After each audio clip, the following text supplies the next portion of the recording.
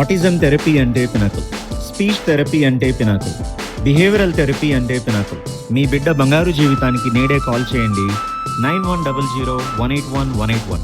నిన్న ఆల్రెడీ మనం మాట్లాడాం నేపాల్లో చిక్కుకుపోయినటువంటి తెలుగు వాళ్ళతో కొంతమందితో.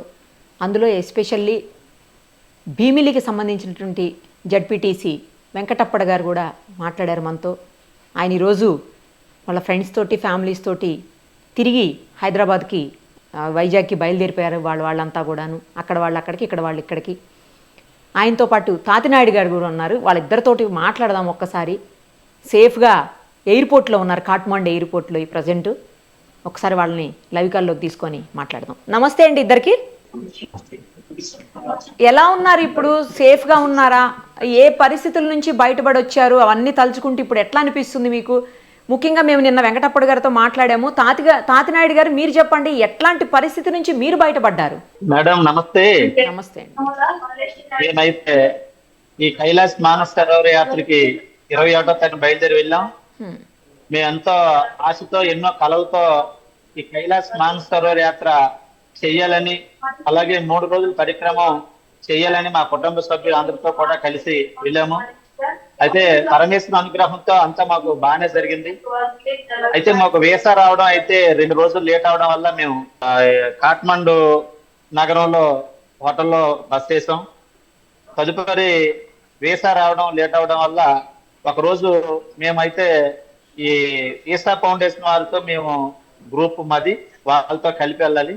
మాకు లేట్ అయింది కాబట్టి మేము ఒక రోజు అంటే 4 అవర్స్ డిఫరెన్స్ వాళ్ళకి మాకు. వాళ్ళు మధ్యాహ్నం 2 గంటలకు వెళ్ళారు, మేము వేకుజాముని 6 గంటలకు వెళ్ళాం. ఎర్లీ మార్నింగ్ 2 గంటలకు వాళ్ళు వెళ్తే మేము ఎర్లీ మార్నింగ్ 6 o'clock వెళ్ళాం. వాళ్ళతో పాటు మేము వెళ్ళుంటే ఏదైతే ఇప్పుడు మీరు ఆ విజువల్స్ లో చూపించారో నిన్న చైనా ఎంబసీ, అక్కడ ఎంతమంది ఉంటే అంతమంది కూడా వరదల్లో కొట్టుకెళ్ళిపోయారు మేడం. ఒక్కరు కూడా అక్కడ మీద లేదు. వాళ్ళతో పాటు మేము వెళ్ళుంటే ఈ రోజు మీతో కలిసి మాట్లాడేవాం కాదు. బట్ ఇంకోటి ఏంటంటే మేము మార్నింగ్ 6:15 బయలుదేరేటప్పుడు అందరం కూడా బస్సులో ఒక 50 కిలోమీటర్లు జర్నీ చేసిన తర్వాత ఈ టీ బ్రేక్ కోసం అని చెప్పేసి ట్రావెల్ ఏజెంట్ ఆయన రమణ గారు ఆపారు. ఆపడానికి కూడా మాకు బాగా కలిసి వచ్చింది అనుకుంటారు. ఆల్రెస్యం అమృతీసం అంటారు కదా, అది మాకు బాగా పనిచేసింది. తదుపరి మళ్ళీ మేము ఒక 15-20 నిమిషాల తర్వాత మళ్ళీ మేము ప్రయాణం కొనసాగించే తరుణంలో ఒక పట్టణంలో ఈ తులసి నది అనే ఏదైతే బ్రిడ్జి ఉందో ఆ బ్రిడ్జికి ముందు ఒక 100 to 50 meters ముందు మేము మా బస్ డ్రైవర్ గ్యాప్ ఉంది మాకు. ఆ బ్రిడ్జి ఎక్కబోయే ముందు ఒక 100 meters బిఫోర్ గా ఉన్నాం మేము. మాకు ఎదురుగా ఒక టెంపో డ్రైవర్ వచ్చి మా డ్రైవర్ అలర్ట్ చేశారు, వరద ఉధృతి వస్తుంది, మీరు ఇమీడియట్లీ రీబ్యాక్ అవ్వండి. వెంటనే చెప్పగానే ఈ డ్రైవర్ కొద్దిగా సీనియర్ కాబట్టి అప్రమత్త అయ్యి అక్కడ తక్షణం బస్సుని సెకండ్స్ లోనే రీబ్యాక్ చేసి ఇమీడియట్లీ అక్కడి నుంచి ఒక సీసీ రోడ్డు, చిన్న సీసీ రోడ్డు ఉంటే ఆ హిల్ టాప్ పైకి, కొండ పైకి మమ్మల్ని తీసుకెళ్లి సురక్షితంగా కొండ మీద పెట్టడం జరిగింది. తదుపరి అసలు ఏం జరుగుతుందో మాకు అర్థం కాకముందే ఇమీడియట్లీ అసలు బస్సులో నుంచి అయితే మేము ఆ వస్తున్నట్టు ఫ్లో అయితే మేము చూసామమ్మా. ఈ ఉధృతంగా వస్తుంది. ఆ పక్కనే పోలీస్ స్టేషన్ ఉంది, తర్వాత పెద్ద స్కూల్ పిల్లలు కూడా ఉన్నారు. ఈ స్కూల్ పిల్లలు ఏదైతే ఉన్నారో వాళ్ళ ఆర్తనాదాలతో వస్తున్నారు. కొంతమంది పేరెంట్స్ కూడా అక్కడ కొంతమంది ఇమీడియట్ జాయిన్ అయ్యారు. పిల్లలు పట్టుకొని తాళాలు, ఈ స్వెటర్లు వేసి షాపులు మూసి ఎవరు ప్రాణాలు కాపాడుకోవడానికి ఈ కొండపైకి వస్తూ ఉన్నారు. మేము కూడా ప్రత్యక్షంగా కొన్ని వీడియోలు చూసాము. తర్వాత వరద ఉధృతి కూడా సుమారు 80 నుంచి 100 మీటర్ల ఎత్తుల నుంచి అసలు ఏం జరుగుతుందో ఊహించలేదు. 80-90 మీటర్ల ఎత్తులో వచ్చిందా అండి నుంచి కూడా ఉధృతి? 90లో వస్తుంది అన్నమాట ఫ్లో ఉధృతి. అది చాలా దారుణంగా వచ్చింది. అసలు ఎవరు ఊహించని పరిణామం. అక్కడ ఎవరైతే ఉన్నారో చుట్టుపక్కల అందరూ కూడా మా కళ్ళ ముందే కొట్టుకోవడం జరిగింది. ఇవంతా మేము ప్రత్యక్షంగా చూసాం. ఏదైతే ఇప్పుడు మేము అక్కడ ఏదైనా ఒక 15 నిమిషాలు కానీ మేము అక్కడ ఆగి ఉండకపోతే మాత్రం ఆ బ్రిడ్జి మీద ఎక్కితే మేము కూడా ఈ హైదరాబాద్ తర్వాత ఈ కొన్ని బస్సులు 2 బస్సులు మేము చూసుకొని కానీ వాళ్ళు కొట్టుకెళ్ళిపోయారు. తర్వాత మా బస్సు కూడా ఈ కిచెన్కి ఏదైతే పెట్టుకున్నో బ్రిడ్జి అవతల ఉండడం వల్ల 2 రోజుల తర్వాత వాళ్ళు నేపాలీస్ మాకు వంట చేయడానికి ఉన్నోళ్ళు మా బ్యాగులు కూడా కొన్ని చిక్కుడిపోతే అవన్నీ పట్టుకుని నిన్న వాళ్ళు చేరుకోవడం జరిగింది మా హోటల్కి రాత్రి. ఇదంతా మా కళ్ళ ముందు ప్రత్యక్షంగా చూసామా, చాలా భయపడ్డాం. పరమేశ్వరుడు అనుగ్రహంతో మాకు ప్రాణాలు దక్కాయి. మరలా స్వామి అనుగ్రహం ఉంటే కైలాస యాత్ర చేస్తాము. ప్రస్తుతానికైతే మేము మా కుటుంబ సభ్యులతో సేఫ్ గా ఆ హోటల్ చేరుకొని ఈ రోజు కాట్మాండు ఎయిర్పోర్ట్ లో మళ్ళీ మా ఇంటికి చేరడానికి ఈ రోజు ప్రస్తుతం కాఠ్మండు ఎయిర్పోర్ట్ లో మా కుటుంబ సభ్యులందరూ కలిసి ఇక్కడ ఉన్నాం. అమ్మో, చాలా దారుణమైనటువంటి పరిస్థితులను చూసి వచ్చినట్టున్నారు. మీరు చెప్తున్న ప్రతి మాటలో అర్థమవుతుంది అది. అక్కడ రెగ్యులర్ గా ఇలా జరుగుతుంటాయి అంటే ఇదే ఫస్ట్ టైమా? మీరు విన్నారా ఎప్పుడన్నా అక్కడ అట్లా మీరు అడిగారా ఎవరినైనా? అంటే అక్కడ లోకల్ గా విన్నది ఏంటంటే నేపాల్ 50 సంవత్సరాల చరిత్రలో ఎప్పుడు కూడా ఇటువంటి ఉధృతాలు ఎప్పుడు జరగలేదా? సాధారణంగా ఏదో కొండ చర్యలు ఏదైనా వస్తే చిన్నదో పెద్దదో వస్తున్నారు తప్ప ఇటువంటి ఉపద్రవాలు ఎప్పుడు కూడా సంభవించలేదని అక్కడ అందరూ చెబుతున్నారు మేడం. ఓకే, మీరు ఎంతమంది వెళ్ళారండి మొత్తం? ఎక్కడి నుంచి వెళ్ళారు అసలు మీరు అందరూ? ఏపీ నుంచా? ఆంధ్రప్రదేశ్ నుంచి మేము అందరం కూడా 26 మంది మేము తిరుపతి కేంద్రంగా సైన్ ట్రావెల్స్ పెంపసాని వెంకటరమణ గారి ఆధ్వర్యంలో మేము 21వ తారీఖు నైట్ బయలుదేరాం మేడం. 22వ తారీఖు మార్నింగ్ కాఠ్మండు ఎయిర్పోర్ట్ చేరుకున్నాం. అక్కడ నుంచి కాఠ్మండు నగరంలో హోటల్ చేరుకున్నాం. ఆ హోటల్లో 22వ తారీఖు చేరి మాకు 23 వీసా రావాలి.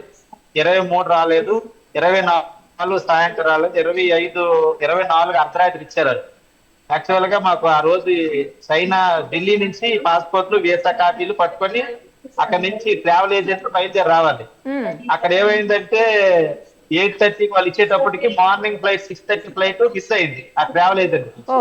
ఆ ట్రావెల్ ఏజెంట్ 6:30 ఫ్లైట్ కానీ వచ్చి ఉంటే మేము కూడా ఏసా ఫౌండేషన్ వాళ్ళతో బయలుదేరి ఉండేవారు. ఆ ఫ్లైట్ లేట్ అయింది కాబట్టి మాకు 8:30 ఫ్లైట్ వాళ్ళు వచ్చారు కాబట్టి మేము కొద్దిగా మార్నింగ్ బయలుదేరవలసి వచ్చింది. ఏదైతే ఇప్పుడు వీసా ఫౌండేషన్ వాళ్ళు ఉన్నారో వాళ్ళకి మాకు ఒకటే గ్రూప్ వీసా కింద ఇచ్చారు మేడం. వాళ్ళకి 4 అవర్స్ బిఫోర్ ముందు వీసా వచ్చింది, మాకు లేట్ గా వచ్చింది. దానివల్ల ఈ ట్రావెల్ ఏజెంట్ మార్నింగ్ ఫ్లైట్ రాకుండా 9:30 ఫ్లైట్ రావడం వల్ల మేము కొద్దిగా లేట్ గా బయలుదేరడం వల్ల మేము ఈ ఉధృతంకి దూరంగా ఉండవలసి వచ్చింది. ఒకటి ఫ్లైట్ లేట్ అవడం వల్ల దానివల్ల మాకు పరమేశ్వరుడు మేము ముందు ఉంచాడు ఈ రోజు. అదే కదా. ఓకే, అక్కడ ఏమేం ప్లేసెస్ చూసారండి? మొత్తం నేపాల్లో ఎక్కడెక్కడ తిరిగారు మీరు? ఏమేం ప్లేసెస్ చూసారు? ఎక్కడ ఎక్కువగా ఉధృతి ఉంది వరదది? ఇది వాస్తవంగా చైనా బార్డర్ నుంచి కూడా ఉధృతి రావడం జరిగింది మేడం. ఈ బోసి నది అని చెప్పేసి చైనా బార్డర్ కాడి నుంచి కూడా టిబెట్ అక్కడి నుంచి వచ్చిందని చెప్పేసి ఇక్కడ చైనా దినపత్రిక లెంచ్లో కూడా చైనా ఛానల్స్ లో కూడా చెప్తున్నారు. అయితే మేము ఇక్కడ మాకు ఈ ట్రావెల్ ఏజెంట్ ద్వారా తెలిసింది ఏంటంటే మనకి వీసా లేట్ అవుతుంది. అక్కడ చైనా ఏరియాలో ఈ బుద్ధ పూర్ణిమ ఉత్సవాలు జరుగుతాయి కాబట్టి ఇండియన్స్ కొద్దిగా లిమిటెడ్ గా ఇస్తారని చెప్పేసి వీసా లేట్ అవుతుంది కాబట్టి మనకు 1 రోజు 2 రోజులు లేట్ గా వీసా రావచ్చు అని చెప్పడం జరిగింది. దాంతో మేము ఏం చేసామంటే లోకల్ గా ఉన్నటువంటి ఆలయాలు అక్కడ కాఠ్మండు నగరంలో పశుపతి మహాదేవ్ ఆలయం, అలాగే భోలే బాబా ఆలయం, అలాగే లోకల్ టెంపుల్ అన్ని కూడా ఈ 2 మేము మా ఫ్యామిలీస్ తో తిరగడం జరిగింది. అలాగే అక్కడ హిల్స్ కాఠ్మండులో చాలా ప్రసిద్ధమైన దేవాలయాన్ని కూడా మేము అక్కడ ఈ టైం దొరకడం వల్ల మేము సందర్శించడం జరిగింది మేడం. తరుపతి రాత్రి 8:30 కల్లా మాకు ఢిల్లీ నుంచి ట్రావెల్ ఏజెంట్ ఫోన్ చేసి మనకి వీసా వచ్చిందని, కానీ నాతో పాటు పశ్చిమ బెంగాల్ యాత్రికులు మేమందరం కూడా సెలబ్రేషన్ కూడా చేసుకున్నాం రాత్రి. వాళ్ళు కూడా వెస్ట్ బెంగాల్ యాత్రికులు కూడా బస్సు కూడా కొట్టి వెళ్ళిపోయింది. వాళ్ళందరితో మేము మాది సేమ్ హోటల్లో వీసా వచ్చిన సందర్భంగా అందరం కూడా ఆ పరమేశ్వరు మనకి అనుగ్రహం ఉందని చెప్పేసి అందరం కూడా సెలబ్రేషన్ చేసుకున్నాం.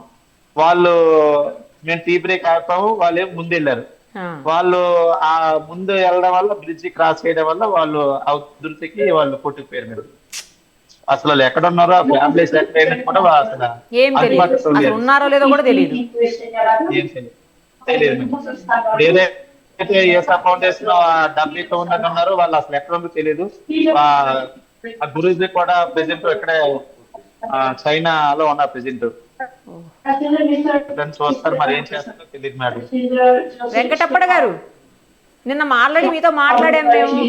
మళ్ళీ తిరిగి అంటే మొన్న మీరు చూసినటువంటి సిచ్యుయేషన్ ప్రకారం మళ్ళీ మీరు తిరిగి ఇండియాకి సేఫ్ గా వస్తానని అనుకున్నారా ఆ రోజు? ఆ క్షణం అయితే మరి ఏం జరుగుతుందో మాకు అర్థం అవ్వలేదండి. కాకపోతే ఇప్పుడు హ్యాపీగా ఇంటికి ప్రయాణం అయ్యాం. వెనక్కి జరగండి. కానీ కొంత నిరాశ కూడా ఉన్నదమ్మా, ఎందుకంటే ఇటు పరిస్థితుల్లో శివుడి దర్శనం చేసుకుని వెళ్ళాలనే సంకల్పంతో వచ్చాం. కానీ పూర్తి అవ్వకుండా వెనక్కి వెళ్ళడం అనేది కొంచెం బాధగానే ఉన్నది. ఇంత జరిగినప్పటికీ కూడా దేవుడి మీద ఉన్న నమ్మకంతో ఇటు పరిస్థితిలో వెళ్ళి దర్శనం చేయాలని అనుకున్నాం. కానీ ప్రభుత్వం ఆపినప్పుడు మనం ఏం చేయలేం కదా. ఏం చేయలేరు. అవును.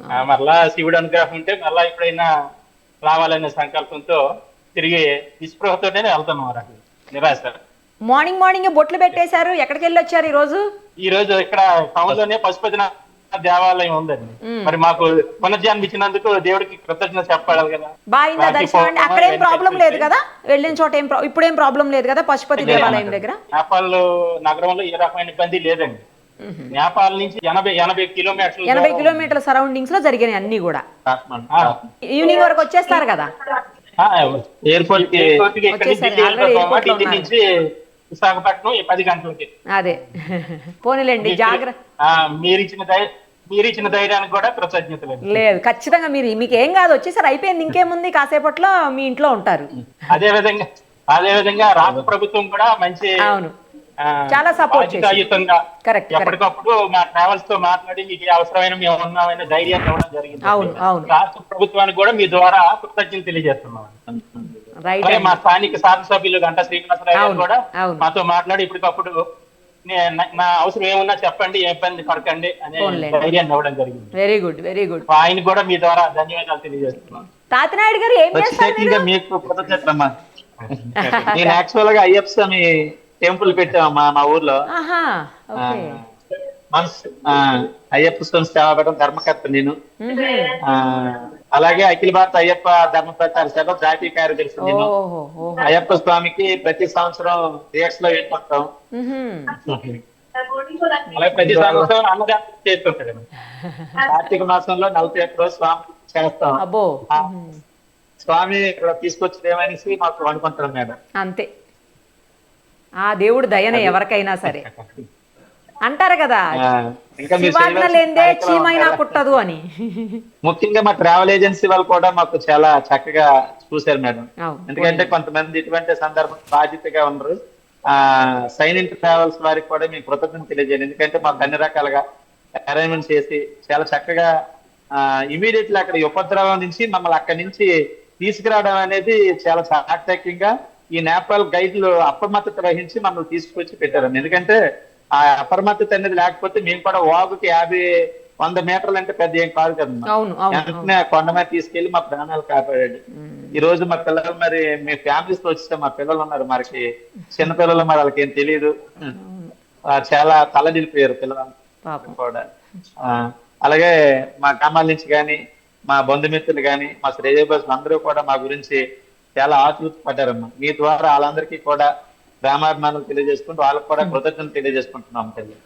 ఓకే సార్, సరే అండి, సేఫ్గా వచ్చేసేయండి, జాగ్రత్త. థ్యాంక్స్ అండి, థ్యాంక్ యూ సో మచ్.